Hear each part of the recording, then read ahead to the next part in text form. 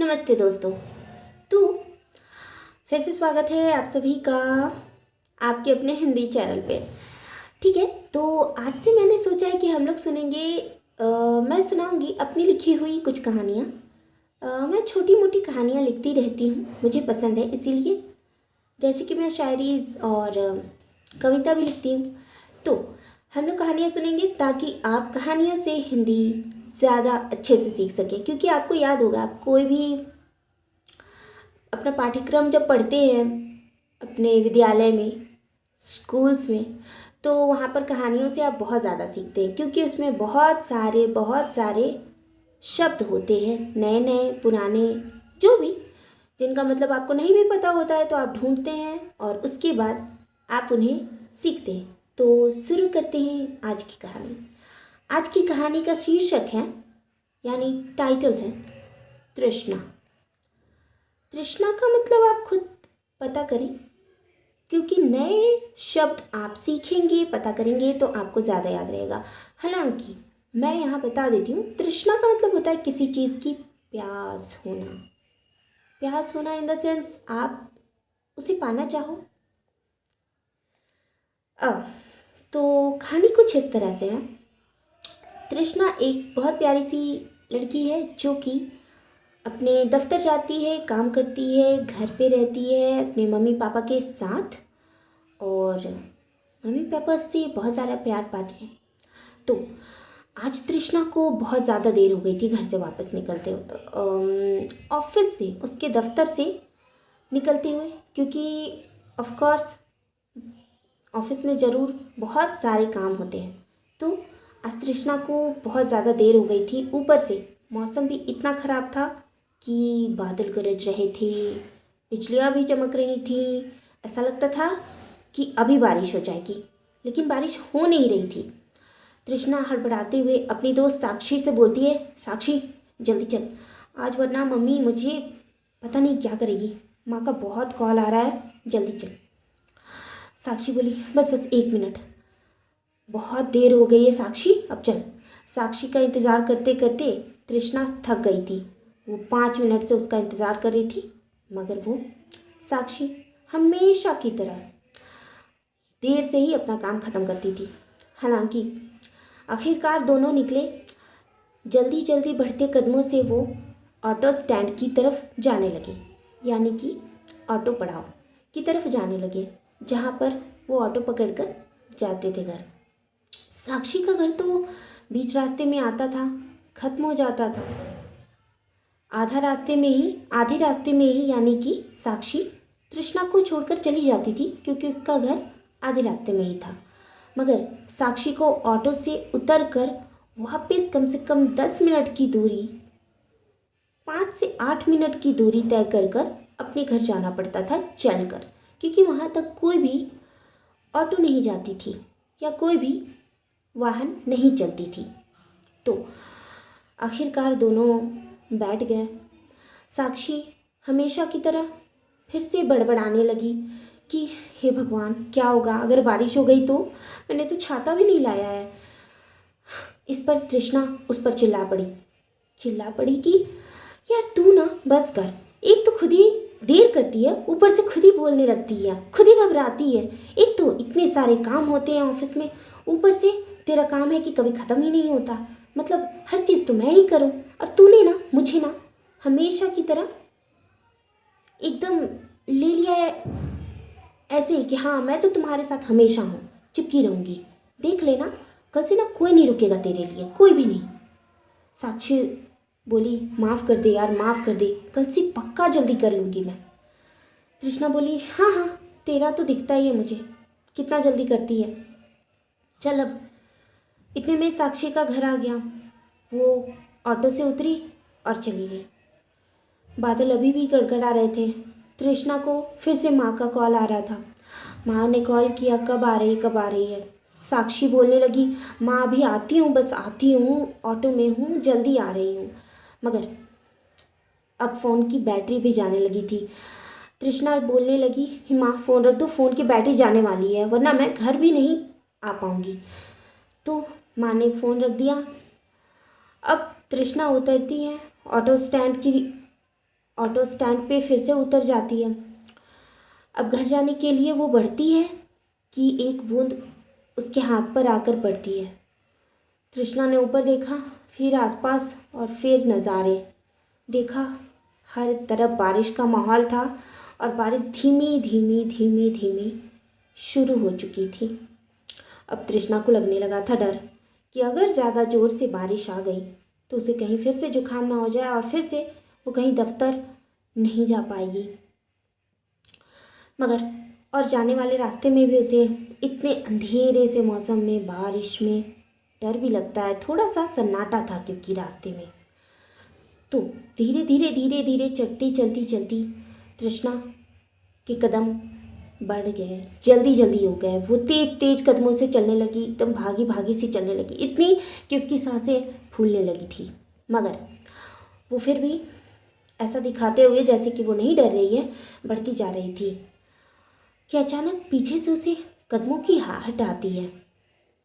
कोई तो उसका पीछा कर रहा था या उसके पीछे पीछे आ रहा था। उसने सोचा कि मुड़कर देख लूँ क्या, मगर वो नहीं मुड़ी। सोची कि अगर कोई अनजान हुआ या कोई इंसान, अजीब ही इंसान हुआ तो। हालांकि वो बहुत कोशिश करते हुए और ज़्यादा तेज़ कदमों से आगे बढ़ने लगी, मगर फिर भी उसे अपने जितना ही तेज़ कदम पीछे पीछे से भी सुनाई देने लगा था। वो बढ़ती बढ़ती बढ़ती बढ़ती आगे जाने लगी, मगर कदमों पीछे वाले जो कदम थे उसके साथ चलते चलते चलते चलते और तेज़ हो गए, उसके ही जितने। वो फिर पीछे मुड़ी गई और फिर झट से आगे मुड़ गई कि पीछे से आवाज़ आई, अरे सुनिए सुनिए ना। उसने कहा, कौन मुझे आवाज़ लगा रहा है, मुझे तो कोई नहीं जानता। जब तृष्णा आगे बढ़ने लगी फिर से उस आवाज़ को अनसुना कर कर, तो पीछे से फिर आवाज़ आई, अरे तृष्णा जी सुनिए ना। उसने कहा, ये कौन है, मेरा नाम कैसे जानता है। वो पीछे मुड़ गए। उसने कहा, हाँ बोलो। तभी एक थोड़ा गांव की तरह वेशभूषाधारी, गांव में रहने वाले लड़कों की तरह वेशभूषाधारी इंसान उसके सामने आया। इसका मतलब है वो धोती और कुर्ते में कोई इंसान था जो कि उसके साथ आकर खड़ा हो गया। फिर बोला, अरे चलिए ना तृष्णा जी, वरना बारिश शुरू हो जाएगी। तृष्णा पूछ पड़ी, हो कौन तुम और मुझे जानते कैसे हो। अरे तृष्णा जी, आप जहाँ रहती हैं ना, उसी मंदिर के उसके बगल में जो मंदिर है उसी के पीछे मेरा घर है। बोली तृष्णा, अच्छा, पहले तो कभी नहीं देखा तुम्हें अपने घर के आसपास। अरे तृष्णा जी, क्योंकि हम हमेशा आते नहीं है ना नज़रों के सामने सबके। हम बोले, तृष्णा बोली, अच्छा नज़रों के सामने नहीं आते तो क्या छुप छुप के रहते हो। जी वही समझ लीजिए, देखो मेरे सामने पहेलियाँ मत बुझाओ। तृष्णा बोल पड़ी। उसने कहा, ठीक है तृष्णा जी, हम आपको चलते चलते बता देंगे, मगर आप चलिए तो, वरना बारिश ज़ोर से आने लगेगी तो आप भीग जाएंगी और हम भी। वो क्या है ना, हमें बहुत डर लग रहा है अकेले वहाँ तक जाने में, इसलिए हमने सोचा कि आप भी तो उधर जा ही रही हैं तो क्यों ना आपके साथ हो लूँ। अच्छा, तुम्हें डर लग रहा है, लड़के होकर डर रहे हो। अरे तृष्णा जी, कैसी बातें करती हैं आप, लड़के हैं इसलिए डर नहीं लगेगी, ऐसी तो कोई बात नहीं है ना। तृष्णा बोली, हाँ वो तो है, मगर किसी किसी को तो डर लगता है ना, किसी किसी को तो नहीं भी लगता है। लड़कों को तो अक्सर डर ज़्यादा नहीं लगता है। और तुम्हें जब डर लग रहा था तो इतनी बारिश में, मतलब इतने ख़राब मौसम में बाहर क्यों आए हो। वो बोलने लगा, अरे तृष्णा जी, इतने सारे काम होते हैं, कैसे ना हो। तृष्णा बोली, अरे हद इंसान है, पीछे पड़ा हुआ है। वो बोली, छोड़ो हटाओ, चलती हूँ मैं। चलते चलते चलते चलते दोनों जाने लगे और जो लड़का था वो अपनी बकबक बकबक बकबक किए ही जा रहा था और तृष्णा की बातें कम सुन रहा था। पर तृष्णा फिर बीच बीच में उससे पूछ पड़ती, अच्छा बताओ तुम्हारा नाम क्या है। जी मेरा नाम मुरलीधर है। तृष्णा ने कहा, मुरलीधर, नाम तो बड़ा अच्छा रखा है तुमने, कृष्ण भगवान का। तृष्णा जी, हमने कहाँ अपना नाम रखा है, ये तो हमारे माँ पापा ने रखा है हमारा। तुम्हारे माँ पापा ने? चलो, अच्छी बात है, अच्छे हैं माँ पापा तुम्हारे वैसे, मगर मैंने पहले तुम्हें कभी नहीं देखा, ऐसा कैसे हो सकता है? मैं तो गांव के सभी लोगों को जानती हूँ। तृष्णा मन में हे कृष्ण हरे कृष्ण बोल बोल कर चलती जा रही थी, ताकि बादल, बिजली, सभी चीज़ों से वो बची रहे। और प्लस में ये एक अलग से मुरलीधर आ गए थे, तो उसकी भी बकबक सुनते हुए वो जा रही थी। हालांकि वो सोचने ये भी लगी कि चलो अच्छा है, कोई तो मिल गया, भले यही सही, कम से कम चलते चलते रास्ते जल्दी कट जाएंगे और मैं जल्दी घर पहुंच जाऊंगी। साथ में रहेगा तो उतना डर तो नहीं लगेगा कम से कम, सोचते हुए तृष्णा आगे बढ़ते गई। तो तृष्णा जी बताइए, आप कहाँ से आ रही हैं? जी मुरलीधर जी, हम दफ्तर जाते हैं, वहीं से आ रहे हैं। तृष्णा ने भी थोड़ा उसके अंदाज में उसे जवाब देने की कोशिश की। दोनों चलते जा रहे थे। तृष्णा जी, ऐसे मौसम में तो हमें बहुत डर लगता है, आपको नहीं लगता क्या? तृष्णा अंदर से तो डर रही थी, लेकिन वो बोलने लगी, नहीं लगता? हाँ, मुझे नहीं लगता उतना, मुझे आते जाते आदत है ना, इसीलिए। लड़का बोल पड़ा, मुरलीधर बोल पड़ा, हाँ हाँ, आपको तो आदत हो गई होगी। तृष्णा ने कहा, हाँ है तो। वैसे तुम कहाँ गए थे और कहाँ से वापस आ रहे हो अभी? जी हम सामान लेने गए हुए थे। तृष्णा ने उसके हाथों में देखा, एक बांसुरी के सिवा तो कुछ भी नज़र नहीं आया तृष्णा को। तृष्णा कहने लगी, अच्छा, तुम्हारे हाथों में तो कोई सामान नहीं है, ये बांसुरी है सिर्फ। तृष्णा जी, यही तो हमारा सामान था, हमें बांसुरी का बहुत शौक है, लगता है कि हमारे नाम की हमारे पे छाया है, इसीलिए। तो हमारी पुरानी बांसुरी टूट गई थी ना, तो हम नई लाने गए थे। तृष्णा ने कहा, ओह अच्छा। आगे चलते चलते बारिश थोड़ी सी और तेज हो गई। तृष्णा बोलने लगी, चलो जल्दी जल्दी चलो, वरना बारिश तेज हो जाएगी। जल्दी कदमों से दोनों चलने लगे कि आगे बहुत अंधेरा था और आगे की जो सड़क के किनारे वाली बत्ती थी वो भी भग फूक कर जल रही थी। इतनी